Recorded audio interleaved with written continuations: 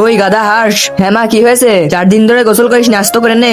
আরে তুই 4 দিন ধরে গোসল করিস না? আবে অনেক ঠান্ডা পড়ছে। আরে মা আমি গোসল করবো না, ঠান্ডা অনেক পড়ছে। ঠান্ডা তো 4 মাস থাকবে, তুই কি 4 মাস গোসল করবি না? আরে মা তুমি যতই বলো, আমি গোসল করবো না, আমি যাচ্ছি। ওই দাঁড়া, পালিয়ে গেল। আজ তো যেভাবে হোক একে গোসল করাতেই হবে। ওই রোহিত, তুই কি হাঁসকে দেখছিস? না আন্টি, দেখি নাই।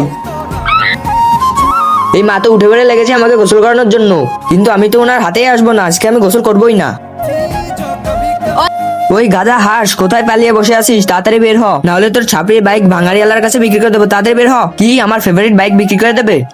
ওই তাড়াতাড়ি যে হাঁসে ধরে নিয়ে আসো, তাহলে আমি তোমাদেরকে 10-10 টাকার কুরকুরে খাওয়াবো। ঠিক আছে, এখনই খুঁজে বের করছি। আবে ছাড়, তুই কি আমার বন্ধু নাকি মার? আন্টি হাঁসকে নিয়ে এসেছি। আরে কোথায় হাঁস? এই তো।